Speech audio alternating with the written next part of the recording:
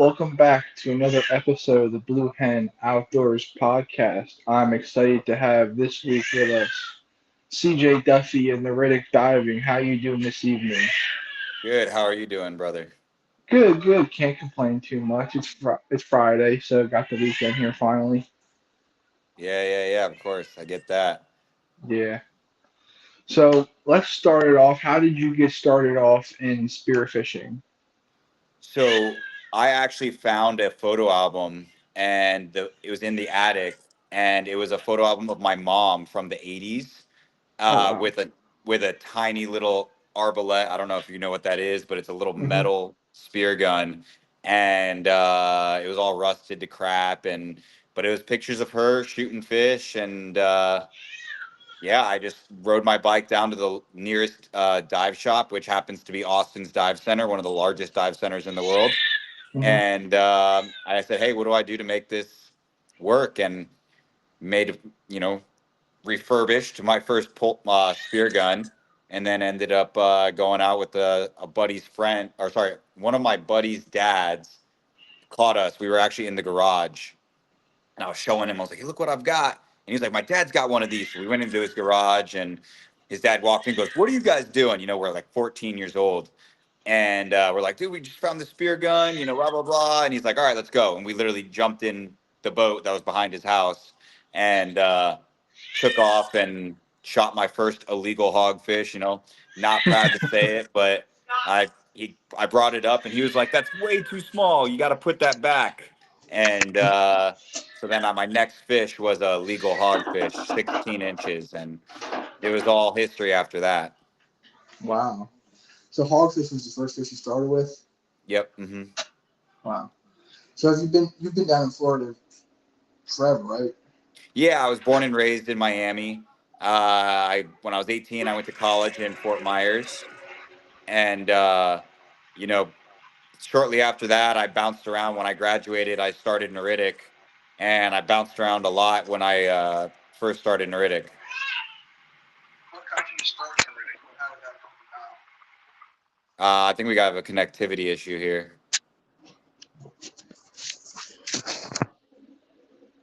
You there? Yep, much better. Okay. So, how'd you start Neritic?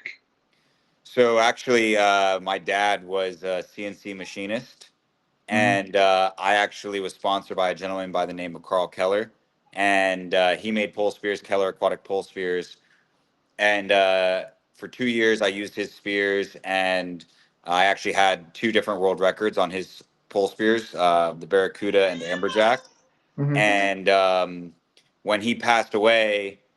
There was a passing of the torch, if you will. His son, KP Keller, said, "Hey, I'd really love it if you could fulfill some of these orders." And we started making some pole spears just to make the pole spears using my dad's machines. And Hmm. then it just kind of evolved, and it was a, you know, nonstop rolling rock down a hill. And I made 10 pole spears, and then I made 100 pole spears, and then I made 1,000 pole spears, and it slowly turned into something awesome. Awesome, man. That's what's up. Yeah, and then once we made pole spears, we started making gloves and wetsuits and bags and guns and fins, and slowly just started making everything that you would need, everything that I needed, basically. Hmm. If I was going to go diving, I wanted to use something that I made because I saw gaps in the available products on the market. Yeah, and I assume you tried to fill those gaps the best you probably could with what you were trying to do. Yeah, I mean, it was basically, "Hey, look, I want a gun that does this, this, and this. Is there one out there? No. Okay, well, let me make it. Ah, my wetsuit ripped. I need to buy a new wetsuit, but I don't really love the way any of these ones fit. Let me make one that fits me." So, like, truthfully, I'm as medium gets. I Hmm. don't have like a crazy ripped body. I'm not big and fat. I'm just, your plain old medium guy. And Hmm. so all my wetsuits are built around my body type, which happens to fit the greater majority of people who dive. I mean, the number of people that call me or email me or send me a message on Instagram, and they're all saying, "Man, this is the most comfortable wetsuit I've ever worn." And it's because I have that. I don't know if like you're the same way, but like all of my shirts have to be soft. Like I can't even have like on Mhm. socks, you know, that line across the toes. If Yeah. it's like on like my side of my toe and it feels weird, I have like sensory issues. So like literally, yeah, literally I had to make a wetsuit that was like the most comfortable wetsuit in the world because Yeah. I just I you know, call me picky, but I just like comfortable stuff. No, I'm the same way in some aspects like that. I need stuff to fit a certain way or be a certain way for me to be like. Yeah, yeah, yeah, for sure. But so how did you start getting into the instruction part of things? Like, was that just something that happened off of Neritic when you guys started it? Was it just something you were like, hey, let's just So try it out? I started Neritic when I was 23, and it Hmm. was never a full-time job for me until so I started Neritic in September 2015. So this September, in a few months from now, will be my 10-year anniversary. Oh, wow.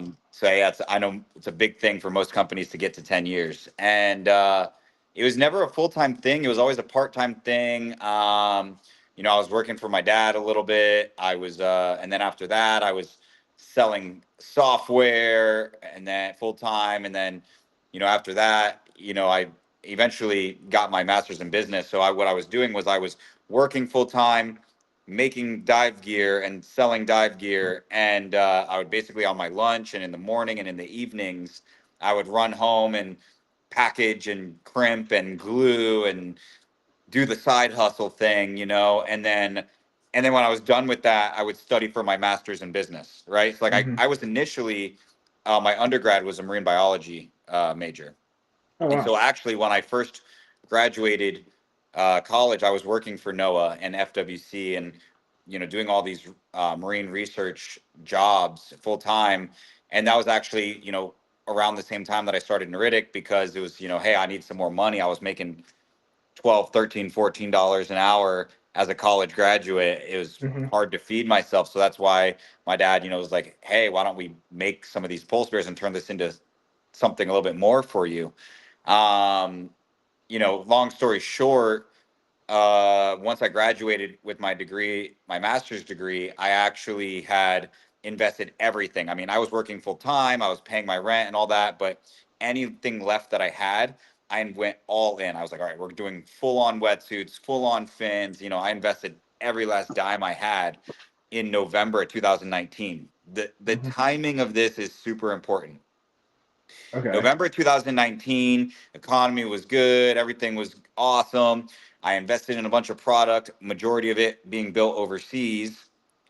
Fast forward 3 months, and I was supposed to receive all of that product in April of Oh. 2020. Oh. And it was supposed to hit just in time for, you know, start of dive season, summer, Hmm. all that. And I basically had told myself, I said, hey, look, I'm in my last semester of grad school. This is going to be my last hurrah, because I it took me forever to finish grad school because I was always doing one class a semester because I was too busy working full time and doing Neritic, so I could never really focus on getting it done. So it took me years. So I was finally like, all right, this is when I'm going to do my big push. Either Neritic's going to turn into something that's my full time job, and if not, just going to go work for somebody else, right? And this will always be a Hmm. fun passion project. Right. And well, you know, in March and spring of 2020, the whole world shut down. All of my money, every last dime I ever had to my name, was invested in product that was overseas that couldn't come to me. Mm. And so in that moment, I said, okay, well, I guess I'm done with Neritic. Like it's always going to be a passion project. It'll never be something else. But at the time, I had rented a house. It was also my last hurrah, my last thing in college. And a couple Hmm. of my buddies were all out of school. And so we actually had a house on the water that had some boat slips. And in Florida, they actually shut down the ramps. So I actually made a post and said, hey, if you have a boat and you want to put it behind my house, come put it behind my house. It's going to be $500 a month, you know, but you'll have access to your boat, right? Uh-huh. Um, the caveat was you have to leave the keys with me. And if it's nice day out and you're not using your boat, I'm going to use it. Right. I mean, fair enough. So behind the house, you know, and again, I was splitting rent with five dudes, you know, to Hmm. afford this house. Right. And so behind the house, we had we had a 36 contender, we had a 32 CV, a couple twin Vs, like we had some really nice boats. So I was in Fort Myers. So, Hmm. and I don't know what happened because it's never this way in March and April, but every single day was flat calm for 2 months straight. So I just started, Really? yeah, so I just started running way out, 60, 70, 80, 90, 100 miles. And what I was doing was having all these other people pay for the fuel because I had no money, but I had Right. good spots.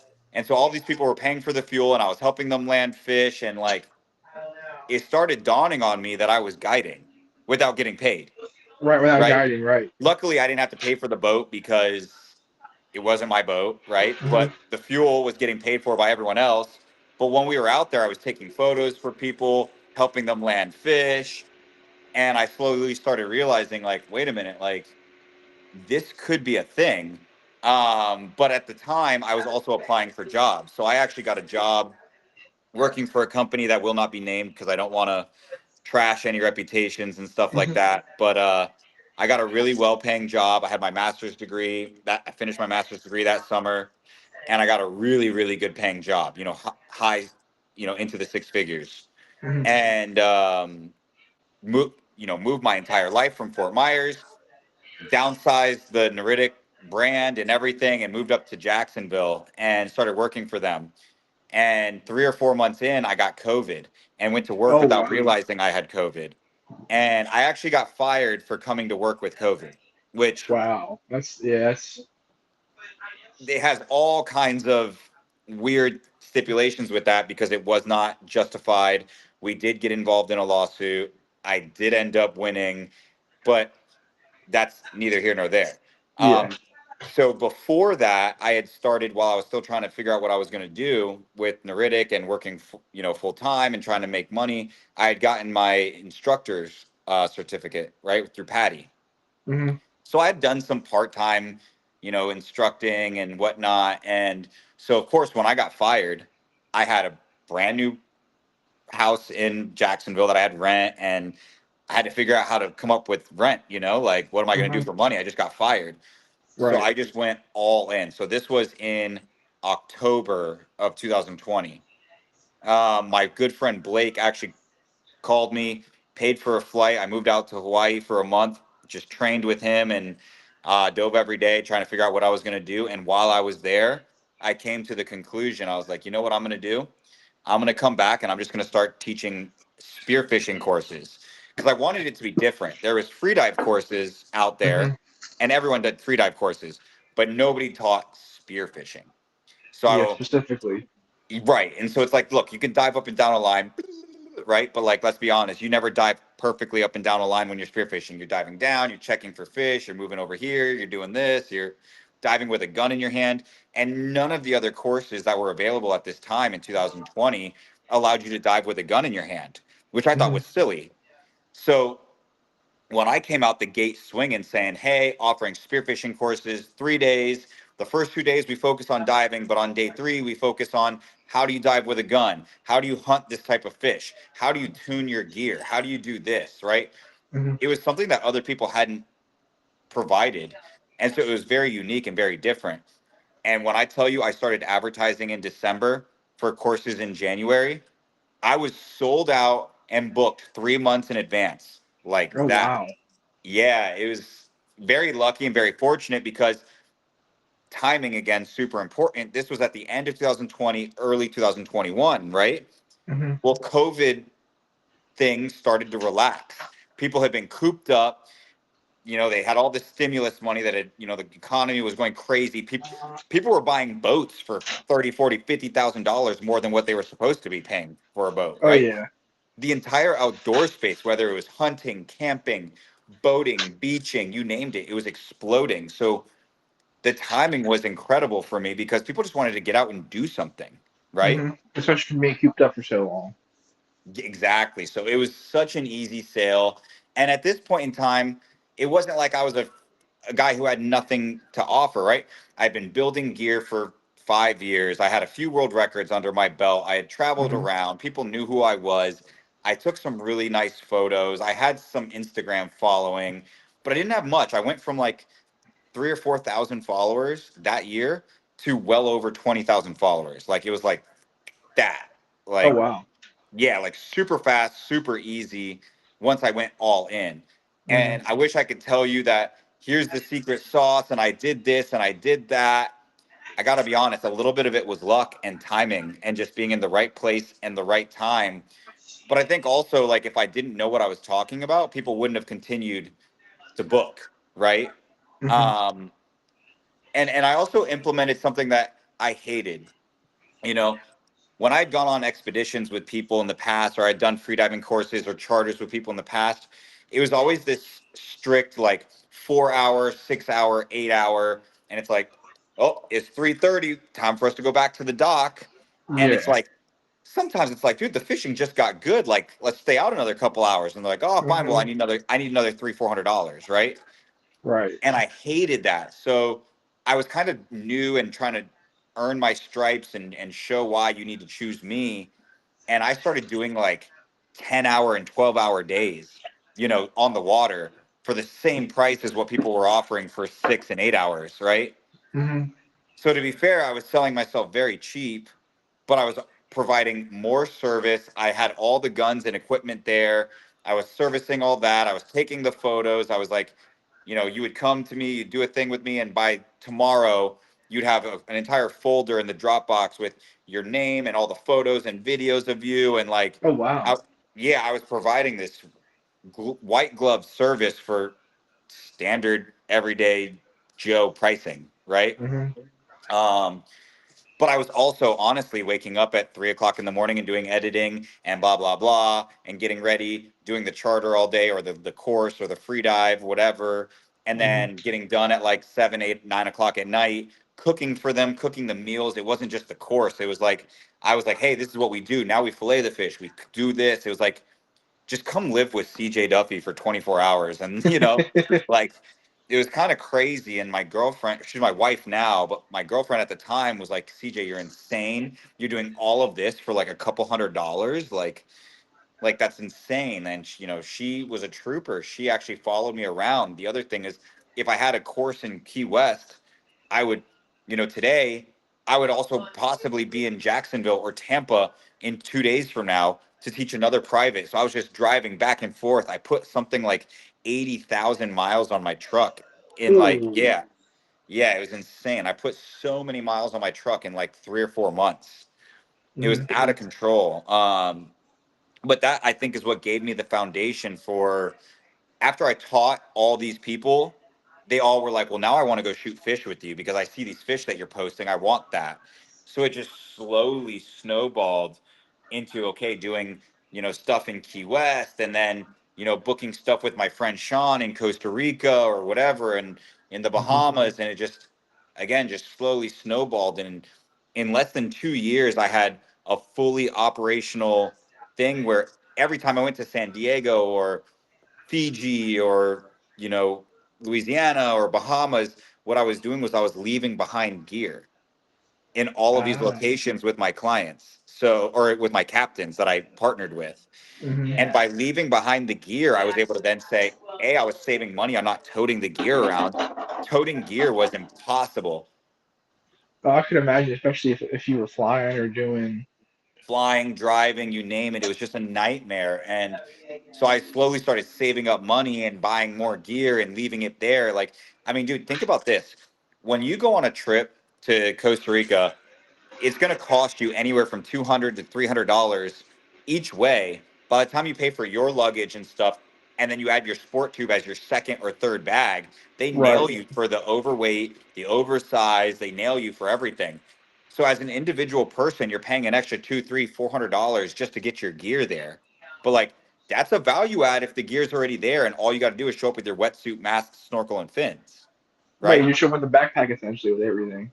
The heavy stuff is the shafts, the weights, the Hmm. guns, the pole spears, the floats, the float lines, right? All those things. So right now in French Polynesia, in Fiji, in San Diego, um, and in Costa Rica, in all four of those locations, I have four reel guns, four blue water guns, and four sets of floats. And oh, and Mexico. Actually, in Mexico, I have more floats and float lines than the other places because that's one of the locations where we typically land really, really large tunas. Hey, no, you got a baby, I got a puppy. Um, and and so yeah, and so in all these locations, I've got, you know, upward close to $10,000 worth of nice equipment. It's like I didn't, skimp on it. It was, I've got the Rife 3 atmosphere floats, the all bungees, the big kinetic spear guns, or I actually started, making my own spear guns and reels, extra shafts, slip tips. Everything is always brand new, and if it's broken or messed up, I bring it back with me so that I'm able to fix it and bring stuff back and forth. Hmm. But then I started realizing it doesn't make sense for me to fly out to someplace for a week and then come home. So I started setting up camp and started bringing my wife with me, and in some Hmm. cases my dog. In San Diego, I would drive my truck out there with my wife and dog. This was my old dog before the old dog passed, and I Hmm. rented a house for 2 months. And Oh I wow. brought, yeah, so I'd rent a house for 2 months in San Diego, and would have 14 groups coming and going. It's like get a good discount on the Airbnb, and once you get that good discount on the Airbnb, the gear's all there. You start packaging this all together. You start buying bulk. We bought bulk fuel. I spoke to the marine. I said, "Hey, look, I'm going to buy upwards of $40,000 worth of fuel over the next 2 months with you. Can I get a discount?" Right. So instead of paying $7 a gallon, I was paying $5 a gallon. And Oh, so, there you go. right. So I was able to start charging these rates, and I was able to make the difference between the economies of scale, whether it was booking the Airbnb for a long time. So that Hmm. was the other value add. It was like, hey, look, you can go book this trip by yourself without me, but now you got to go lug the gear, pay for the fuel, do all this stuff, book the Airbnb, all that stuff, hotels, and oh by the way, the price is probably going to be the same or more than if you book it with me. Hmm. And so that was the other huge thing is people go, wait, I can have the gear there. You take care of all the bookings. I just show up. I was booking their flights for them in some cases. Oh wow. So it's just again this white glove service for the average Joe price, Hmm. right? And that's really where it started leaving off on. And then, this February, I finally opened up my dive shop. So now I've got a full service dive shop where we sell not only Neritic gear, but we sell the, Rife, the Cressy, the Mares, the Divar, the Rob Allen, the Koa, the you name it. And we even set up, I've got a full time manager. We even have two different instructors. I've got a shore dive excursion guy, and I've got a line diving certification guy, instructor. And so now it's letting me kind of step back and take the more serious people, right? So it's kind of like, hey, go with these guys, learn these things, get better. And then once you're really good, you can come with me. We can go chase those trophy fish. But it Hmm. doesn't stop there. Behind me, I don't know if you can see. Can you see those? Yeah, kind of. If I come a little closer to the camera. Yeah, I think we were talking about those before. The head mounts that you do. Yeah, so it's like, you know, it's a one-stop shop, actually all of those, one, two, three, four. I've got like five of those plus that one, six that are all clients from Oh trips. So it's like, wow. So you yeah, do the you do the taxidermy essentially for them. yeah, so it's awesome. It's like, hey, look, you can, and I've actually had people do this, and I call this the zero to hero. I have Hmm. people, like my good friend Justin, right? He called me up, says, hey, I want to come learn. Came down, learned how to free dive from me. 2 months later was on his first Bahamas expedition with me, because that's the beginning one. It's like, hey, look, you just learned how to free dive. Bahamas is easy, 30, 40 foot, right? um, did the Bahamas with me. 2, 3 months later, went and did, or a month and a half later, 2 months later, did Mexico with me. 3 months after that, did Costa Rica with me. And over the course of, a year, bounced, did my course and then did all my different locations in 1 year. By the end of the year, the dude was hitting 70, 80, 90 foot, right? And landing a big Cubera that I did a skull mount for, right? So Hmm. it's like, when you talk about a soup to nuts operation, it's come learn how to free dive and spearfish with my institution. When you're there, we're going to hook you up with gear.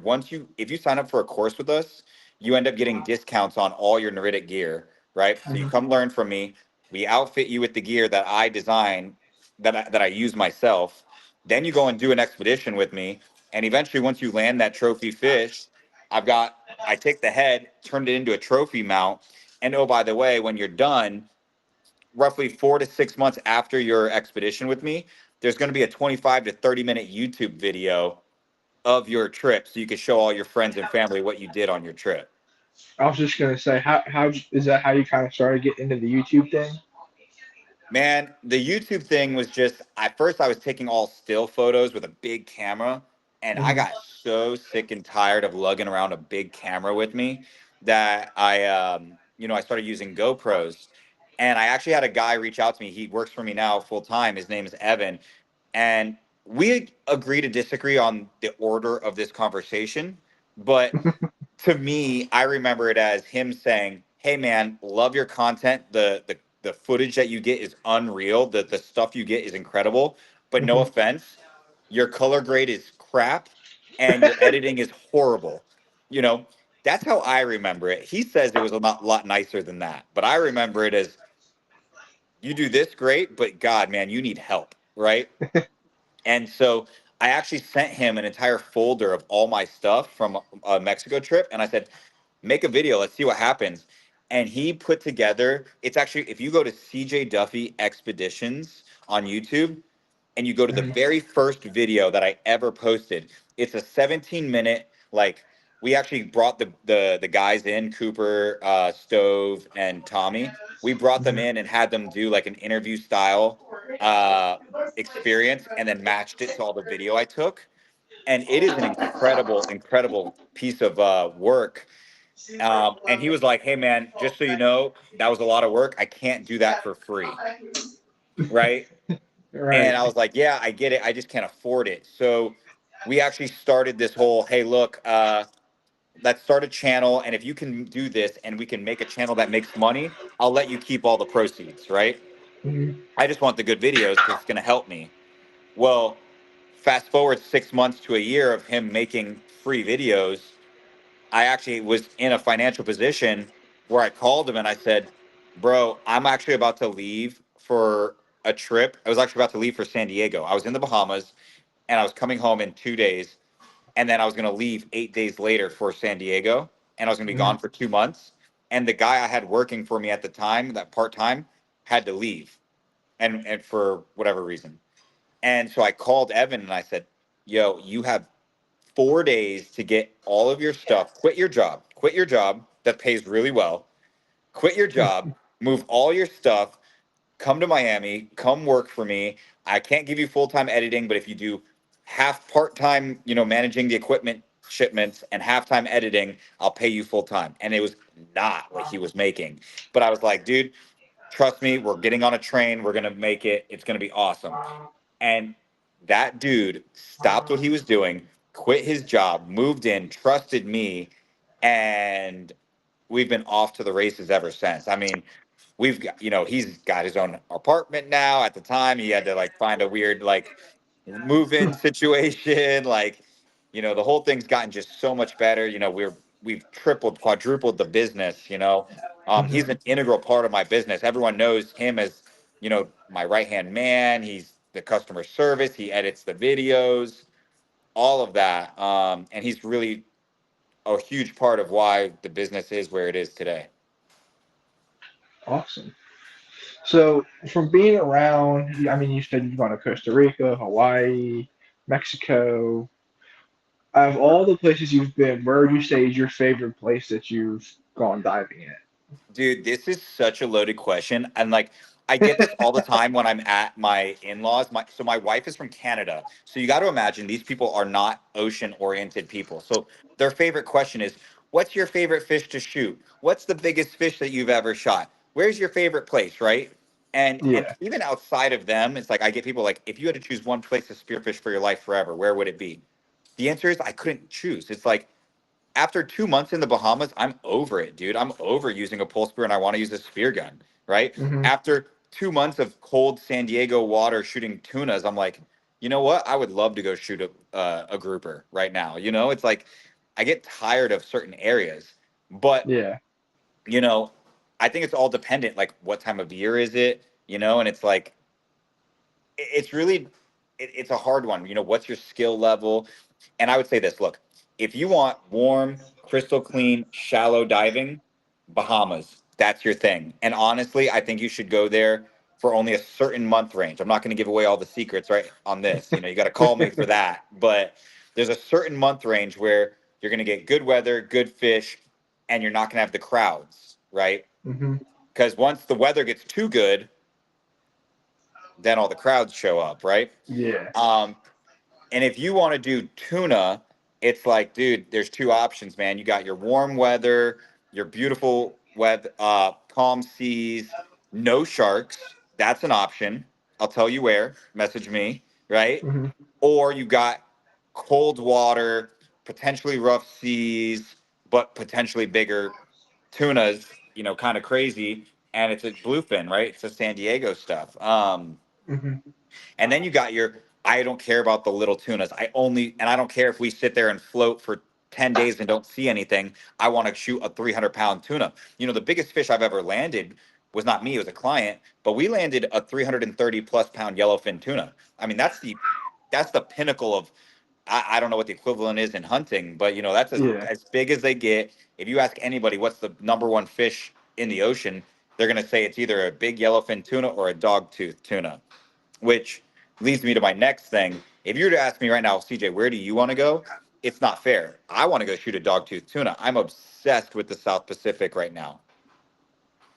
Whenever I get a client who's like, hey, like I want to go do something wild and remote, I'm always like, dude, this is where we got to go. I'm obsessed with it right now. Chasing doggies and job fish and big wahoos. That's my Hmm. favorite right now. But that's also because I haven't done it a million times, right? I've all these other locations, I've done it a lot. Like I've done it like for 5, 6, 7, 10 years in some cases in some of these Hmm. locations. I've only been doing the South Pacific for 3 years. So it's still kind of like newish and No. exciting Yeah. and you know, We're still trying to explore and figure it out and learn. well, it's just Not so much learn, more but untouched. It's like yeah. in all these other locations, you got major hotels and a lot of other options and a lot of other charters. It's like you go into the South Pacific, it's like There's not much. there's hundreds, if not thousands of miles between each of these individual Oh yeah. islands. And it's like it's impossible for you like my wife, bless her, love her. You know, we did 17 days of our honeymoon in remote portions of Fiji. You know, we were sleeping on the sand. And listen, I pitched the dream, right? It was like, she said, hey, look, I really want to go collect shells and be on white sandy beaches. And I said, babe, I got you. I got awesome shells. I got awesome white sandy beaches. The part that I didn't mention was we were going to be camping and we were going to be sleeping on those white sandy beaches. You know, I didn't mention that part, which it's funny because the way we set it up was to do, you know, get there, do a couple days in a hotel, go do the crazy remote trip, and then do Hmm. it, you know, the last little bit, do the nice hotels, right? Yeah. And while we were there, we were waking up every morning, you know, the bugs, the this, the that. It was rough. It was not for the faint of heart. And she's a warrior. My wife is a true warrior. But she loved it because she was collecting shells. She would wake up, her toes were in the sand. You know, she Yeah. said, she's like, I'm a true coconut girl. She loved it, you know? And then, but after, you know, 4 or 5 days of roughing it, she was like ready for the Hyatt, you know, and do Yeah. The the hot shower real and the honeymoon experience. yeah. And we got to do the real honeymoon experience. And 2, 3 days into the honeymoon experience, we woke up one morning and she goes, you know, I kind of miss waking up to the sound of the beach and the waves and the shells and the blue water. And I was like, dang, I mean, I married a real one, you know? Like, so yeah, if you were to tell me where do I want to go right now, I want to explore the South Pacific more. And I've got so many different captains. Luckily for me, I've got such an online presence that I regularly get messages from these obscure people in obscure locations saying, hey, I've got a hidden gem here. I think you should come check it out. Hmm. And I'm also blessed and fortunate enough. I've got a handful of guys that are on what I call my explore team. And they know that when we go on these explore missions, I don't have it figured out. And it's very possible we go there and we don't catch anything, or we go there and the lodging is horrible, or the boat breaks down. And the price reflects that. It's definitely a discounted price because it's Mhm. a big question mark, but these guys love the adventure of it. And so that's where I've been really lucky to go check out some of these places. Is I've got a guy who has zero followers. You know, maybe has like doesn't even have two photos on his Instagram, but he messages me or emails me and says, "Hey, I really want you to bring your clients. I think, you know, they watch my YouTube video or whatever, and they're like, Mhm. I really want you to come check this place out." And then I talked to that person for months, weeks, months, whatever. Eventually, after they show me enough photos and convince me, I pitch it to my Explore team. My Explore team goes, "All right, cool. We're going to schedule it next year." So all of these things are like in motion 6 months to a year in advance of planning. Like Mhm. I've got some stuff I can't tell you about, or I'll have to kill you. But I've got some stuff that next year is gonna be insane, like absolutely insane. And it's like I don't know anybody who's ever gone to these places, but my Explore team is ready to go, Uh and huh. we could strike out, but we could hit gold. And based on, and that's the other thing is these locals that are contacting me, they don't have GoPros. They have like really crappy like basically like pixely photos of broken gear and fish stories of these monster fish. But the truth is, they don't have the equipment to tackle these type of fish. They don't have these really nice floats, big guns, Right. proper cable, right? They're doing stuff with like guns that are 20, 30 years old with rusted floppers and, you know, maybe a crab buoy of, you know, it's like, so they don't even try to shoot some of these monster doggies or monster wahoos because they don't want to lose their gear. If they Right. lose their gear, then they can't feed themselves, right? Right. That, yeah, that's it. Right. So they're kind of like, hey, come here, bring gear, and you know, please, when you leave, leave me something. So whenever I leave, I always tell these guys, I'm like, feel free to use my gear. What's mine is yours. You know, Mhm. I try to bring over, you know, extra stuff, whether it's wetsuits or fins or jackets, rain jackets, you know, like, you know, these people don't have much. And so I always tell my clients, I'm like, guys, we're bringing extra stuff and we're going to leave it behind for these people. So it's like we really try to do something for the community. And most of the time we leave the fish so they can, you know, do what they need to do, sell it, whatever. Um, and so some people are, you know, I get that like, hey, like you're taking advantage of these people. And it couldn't be further from the truth, you know, like Mhm. these people are so thankful that we come and bring the equipment that we leave behind. We bring extra money, we bring Mhm. extra, you know, clothes. And you know, last time I was actually in one of these remote islands on my honeymoon, I actually brought over a propane stovetop.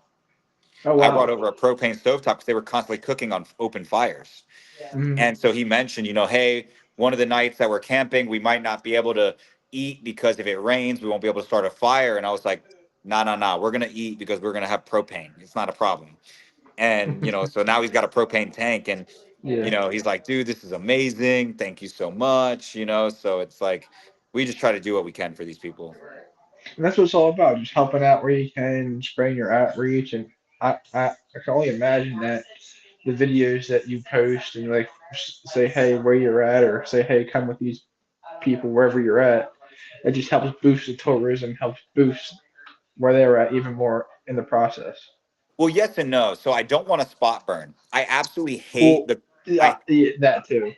Oh my God, the culture right now with outdoorsmen, specifically the influencers, and look, this is not a shot at YouTubers by any means, but a lot of famous YouTubers, they hire me, and I'm not going to name names, but a lot of them, you know, they repeat things that I say and act as the subject matter experts, right? In a lot of Hmm. cases.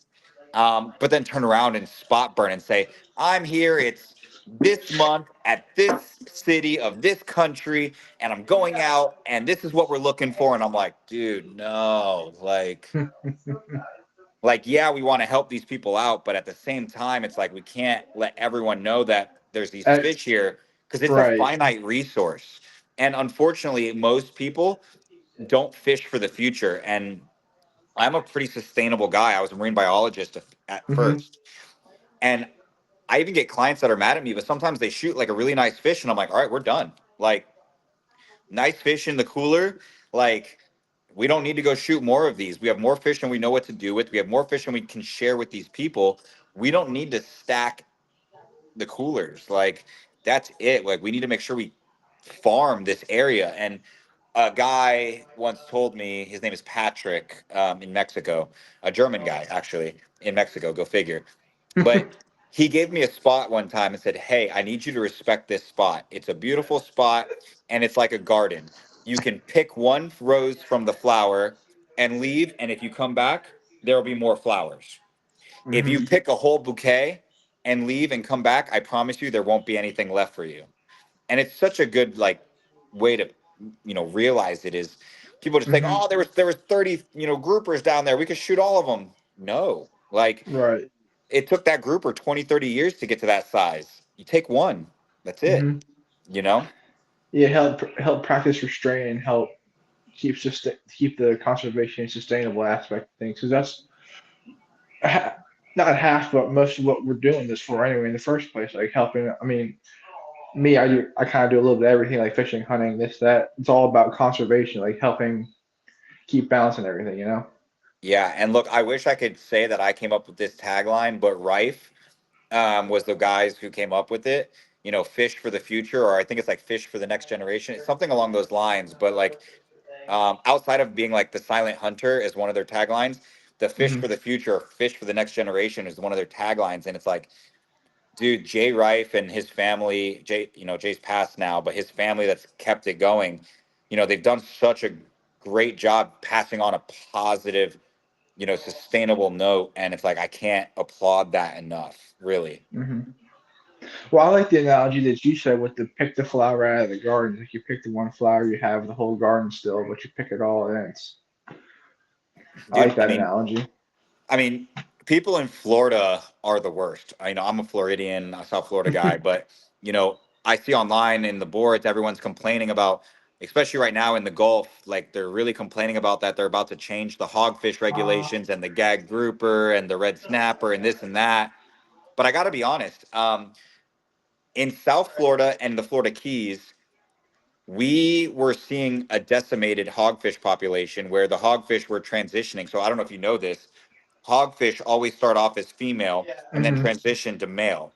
Yep. And if you take the largest male, the next largest female is up to bat and she transitions. So if Hmm. you start seeing these fully transitioned brown snout hogfish at 12, 13 inches, it means it's literally the largest fish in the general area.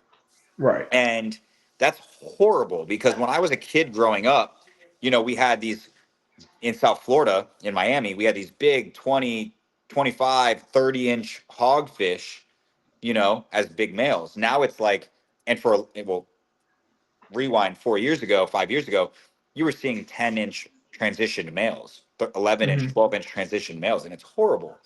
Then they put the closure in, hogfish is closed October through May, and they reduced the bag limit from 5 to 1. People Mm. complained and this and that. I can literally go out there right now and go shoot a 20-inch hogfish. And that's a beautiful thing. And we're seeing larger males, and it's like that wouldn't have happened without these closures. And same thing, the Hmm. groupers, 10 years ago there was no such thing as a grouper closure. Now there's grouper closures and you can go out every single day and get your limit of grouper. And it's like people complain about the red snapper seasons, but like, guys, we can go out when we do have season and we can shoot big red snappers. Like, isn't that the point? Is that there's a lot of them and that they're big? Like, that sounds Right. awesome to me. But the guys in Florida, you know, and it's not just any ethnicity. It's like, in South Florida, you got a lot of like the Hispanic guys, and then in the Tampa and West Coast, you got a bunch of good old boys and hillbillies, right? Hmm. And it's like they're both doing the same thing, so it's like one likes to pin it on the other, and it's not the case. It's like Right. They're they're both doing the both same thing. they're both going out there and just saying, well, if my limit is 5 hogfish per person and I've got 5 people on this boat, I can put 25 hogfish on this boat, and I'm going to do that, and I'm going to stack my freezer full. Yeehaw, and it's like, dude, you don't need to do that. Right. Like I'm sorry, but like, and then it's like you got the guys who go out all the time And so they go and they get their commercial. But the truth is, these commercial guys, they're not even commercial. They're selling insurance, and they already are, they're lawyers, or they're police officers or firemen, or they've got these other stable jobs that they pay the bills with, and then Hmm. they're just commercial to go like supplement their hobby, and then they just go schwack everything underneath I'm commercial and I'm selling it.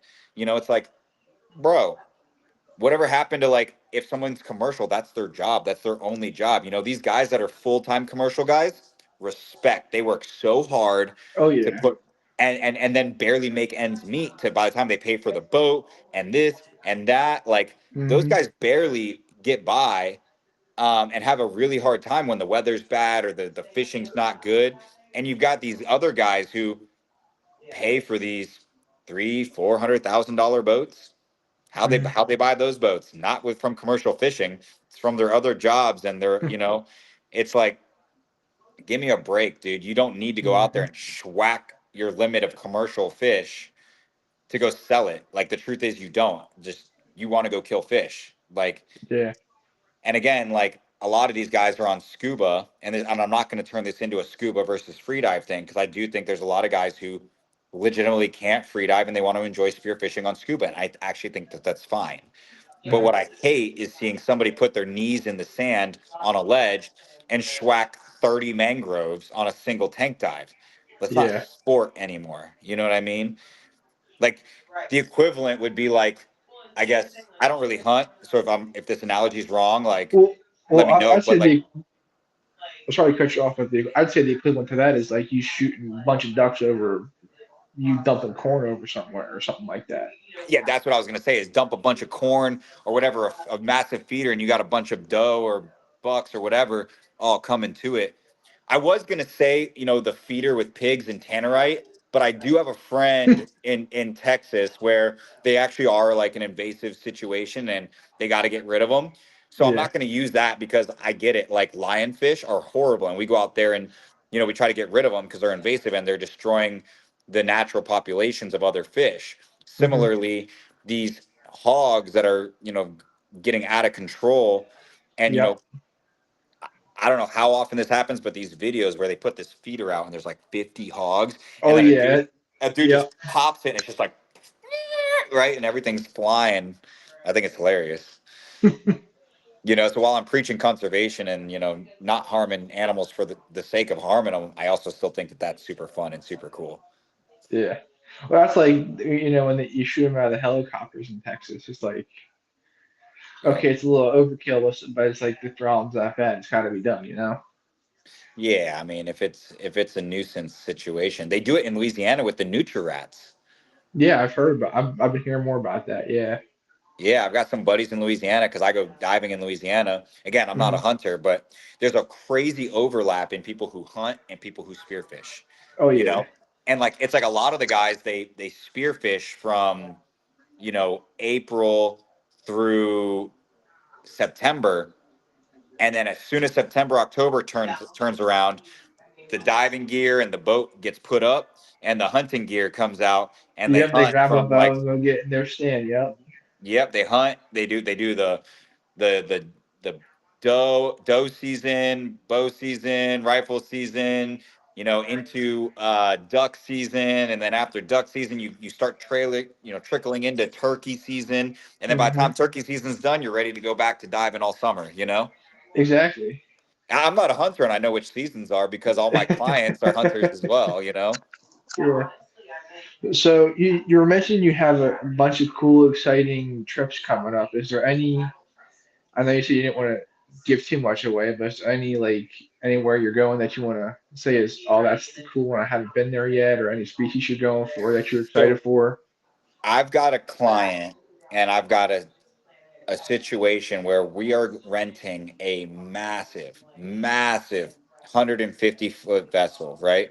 Oh wow. And it's literally just a glorified container ship hotel that actually has a crane that on the back of the platform of this vessel, explore vessel, it actually has a sport fish and a center console. Oh wow. Yeah. So all in, this trip is going to be close to $350,000 of expenses for 10 days. That's not too bad. um, which is insane.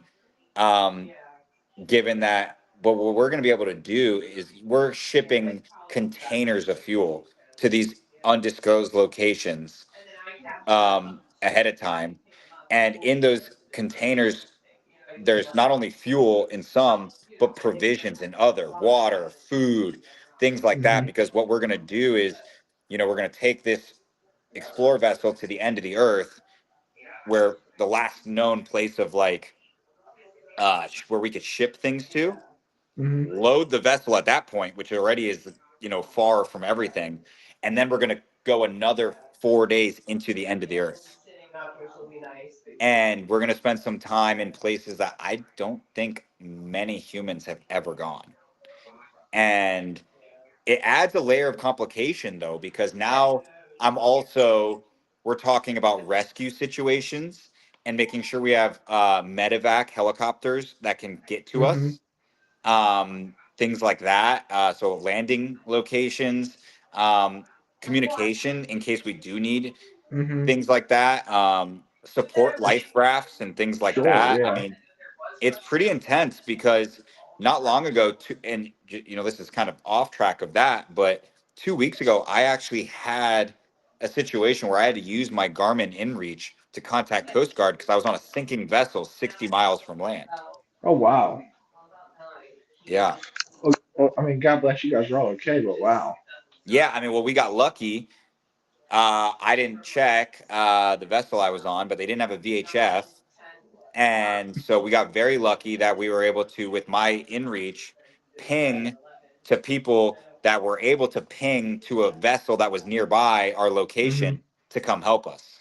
Yeah. So communication is key. Always checking all your things. Make sure you have your VHF, portable VHF, water, food, life raft, flares, inReach, iridium satellites, things like that. I mean, that's super, super important. I can't stress that enough. Hmm. What about on the species end of that? Is there any species that you're gonna check off the list that you haven't done yet? So I was able to get my doggy, my biggest doggy. I shot with my wife on our honeymoon. So it was just such a, on the last day, in the last hour. I mean, it was as good as it gets, but it wasn't the trophy. Like Yeah. it was, an estimated 40-kilo fish. So we're looking at, 80, 90 pounds, 85 pounds, something like that. Hmm. And I really want a massive doggy. Like I'm talking a dog tooth tuna. So I'm talking, at least 150 pounds, right? Hmm. And it's crazy because the my first trip ever out that direction, one of my best friends, he was actually my groomsman. He was my best man at my wedding, and the guy I first started diving with. He came out there and was a client and all that, and he landed a 130 pound or 125-pound doggy, which is a big one, right? And Yeah. it happened on the first day too, or second day of the trip, which was amazing. And to this day, that's the biggest doggy I've been a part of.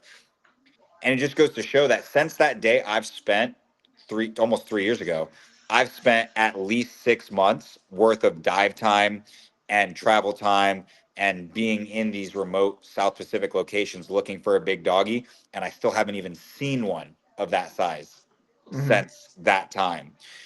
So that's really why that's the number one fish on my, and at this point, most of the time when I go out, I wish I could tell you I'm shooting for myself, but the truth is I've got a gun in my hand as a second shot backup or to shoot a shark if I need to protect my Hmm. clients. I'm never shooting for myself. So it's very unlikely I'll shoot a bigger doggy than the one that I shot on my honeymoon with my wife. That's why we dumped so much of my personal money and honeymoon money into that trip. That was the last Hmm. hurrah for me for the foreseeable future, because now every time that I'm in these locations, the clients get first dibs on a big Hmm. fish. So for me to shoot a big doggy, I'd have to have two or three clients shoot a big doggy, and then I get a chance to shoot a big doggy. it's just not going to happen. These fish are just so big, so strong, so elusive. They're Hmm. deep. They're in. We're lucky if on a 10-day trip, we're lucky if we get one or two big ones. We're really lucky. So that's the number one fish right now that has my eye on it. It's that. That's it. That's the fish I want. Maybe I'll get lucky and the client shoots one, and while it's on its way up, this happens. Another big doggy can come and try to attack it, right? Hmm. And then that maybe I'll get lucky and get to shoot one. But that's the number one fish. I don't know if you ever heard of it. Yeah, I've heard of dogtooth tuna. Yeah, Yeah, I mean that's the big one. yeah. I'm surprised you didn't say any billfish like marlin or swords Uh, or. I every year I go and I shoot one striped marlin. I love it, by the way. Striped marlin is delicious. I love eating striped marlin. It's so good. And every year I shoot one striped marlin, and multiple of my clients shoot a striped marlin. I've never shot a black marlin, and I've never shot a blue marlin.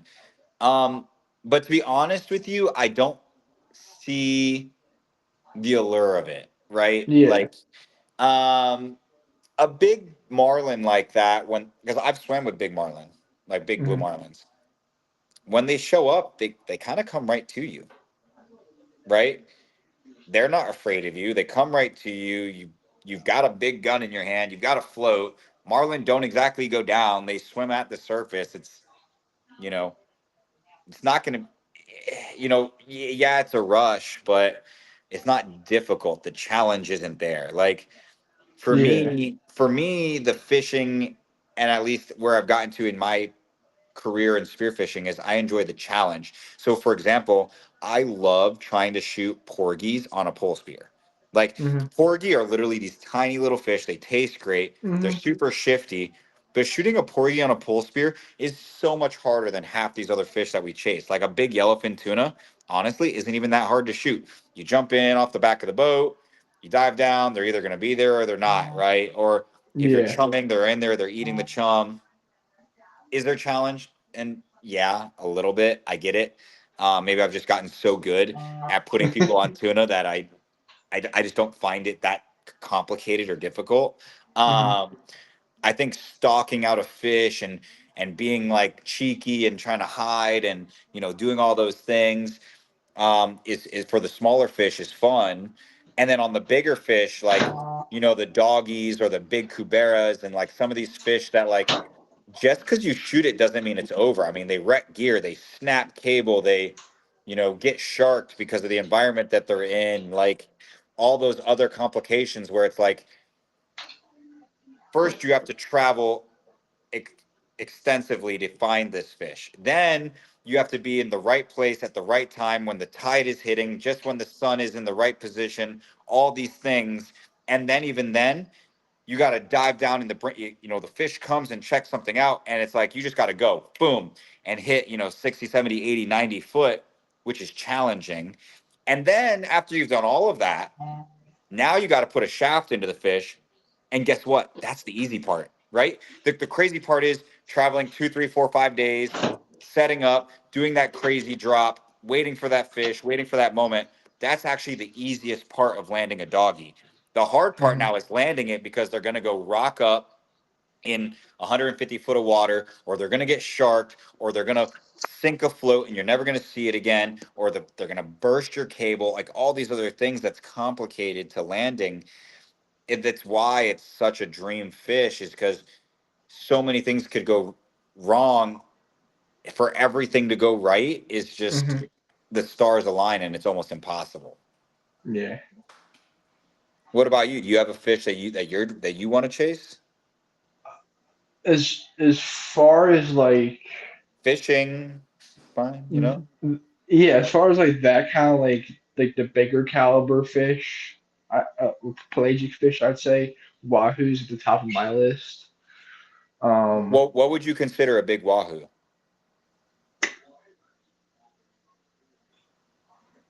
like 40, 60 pound area. Dude, what if I told you that in some of these locations that I'm going to be in the next 2 months, a 60-pound wahoo is a small wahoo? That's all I gotta say. That I just start laughing.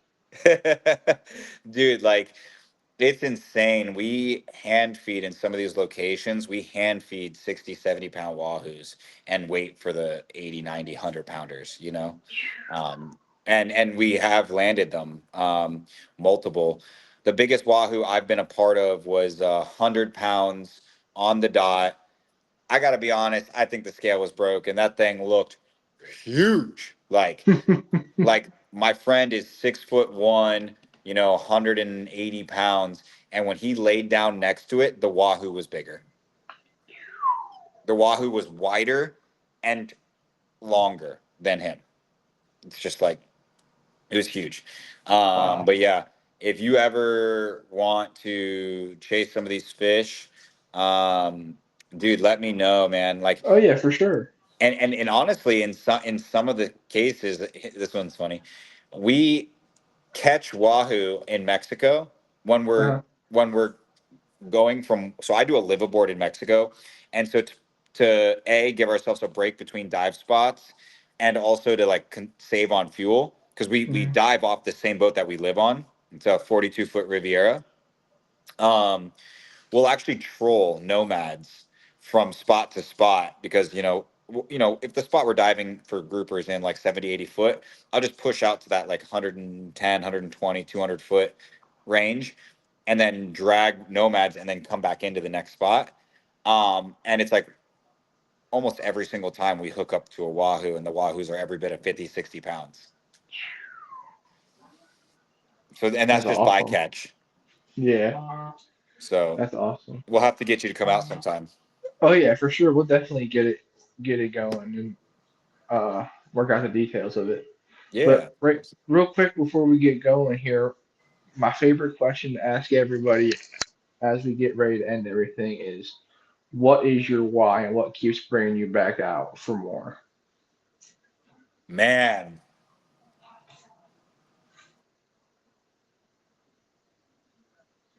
is is it okay to say my why has changed? Hmm. At first, my why was I wanted to do something that most people didn't do, and when I showed my soccer friends or my people who didn't dive and spearfish, and I Hmm. showed them what I was doing, they were impressed. So it was a big like my why was look at me, look at what I have done, right? Look how Hmm. cool this is. Um, and since then, my why has shifted drastically. My why remember the feelings that I had when I shot my first big fish or I checked that species off my list. And now it's like Hmm. become so easy for me to go and find that fish in whatever location. My new why is seeing the look on people's face. Dude, the Hmm. most incredible thing is having somebody tell me, and again, we'll talk about that soup to nuts. I'll get a phone call from a dude in Mississippi, and not southern Mississippi on the border. I'm talking like northern Mississippi or Kansas or something like that. And he goes, Hmm. "Bro, I want to learn to free dive. And then my goal is to eventually shoot a wahoo or to shoot a big grouper or whatever, right?" And we work together and we set these goals, and then a year later, 2 years later, 3 years later, there comes a moment where after the deed is done and the fish is shot and or landed, and we come to the surface, and that person looks at me, and the look on their face, the smile, the way their eyes light up, the Hmm. it was all worth it moment, the huzzah, like wow, like that moment is something you can't put a price tag on. I mean, technically we could put a price tag on it. It was thousands of dollars and months and months of training, technically. But it's like Hmm. you could be the richest man in the world, and you can't come to me and say, "Here's $100,000, CJ. Give me this." You still have to work. You still have to learn to dive. You still have to put in the effort. You still have to put in the time. Like, yeah, sure, we Hmm. can go to better locations and we can make our odds better, but you still got to put in the work and you still got to try and you got to put in the effort, and there will be failure before there's success in almost every scenario. And seeing that Haza moment, that, oh my God, this is the moment I've been waiting for, Hmm. dude, in indescribable. And I get to live it every other day, because I get new clients and new this and new that. And I Hmm. get to see that person set that goal of what they wanted, achieve that goal, and then have that moment of realization. And that looks different for some people. For some people, they hoot or holler and they scream and they clap and they do things.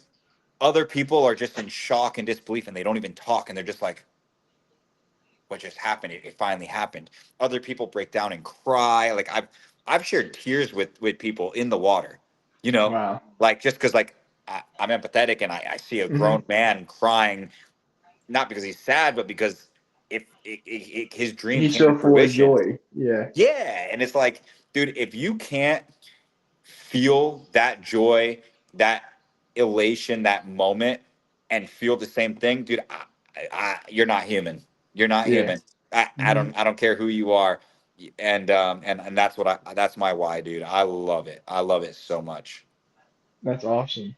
Do you Yeah. got any shameless plugs you want to throw out, or anywhere people can reach you at if they want to come do any cool trips or anything like that with you? Yeah, my common at on YouTube or Instagram is CJ Duffy 22, Duffie instead of the Y, right? CJ Duffy 22. You can look up Neritic. You'll find me, Neritic, Neritic at gmail.com is the email, or neriticdiving.com is the website. Um, yeah, man. It's not even shameless, dude. Look, I'm a small bit time business owner. I've got 3 employees. One's full time, the other 2 are part time. I'm not getting rich anytime soon. If I wanted to get rich, I'd go back to selling software and managing, 2, 3, 400 person factories and Hmm. whatnot. Um, I'm doing this because I love it. I'm Yeah. doing this because of the why. And if you like what I talked about and the reasons I do things, come on down, help me out, you know. And even if you can't buy my product or my service, or you don't think that you're capable of it, I would remind you, I get this all the time. I got guys saying, "Hey, I'm 300 pounds. I smoke a pack of cigarettes a day and I eat McDonald's. I can't free dive, And I'm telling you, dude, I've got guys who smoke a pack of cigarettes, eat McDonald's, and they free dive and shoot fish. So yes, you can. It's all a mindset. Hmm. Um, and also, if you just don't want to do this and you think that you know somebody that would want to, sharing my stuff, connecting me with other people, that's more than I could ask for. So I appreciate every little piece of help I get. Well, awesome. I appreciate you for hopping on with me, Mr. CJ. I appreciate it. It was a fun time, and I will definitely be hitting you up about getting together about some stuff. All right. Sounds good, brother. Thank you much. I appreciate you. Awesome. And that is another episode of the Blue Hen Outdoors podcast. Thank you guys.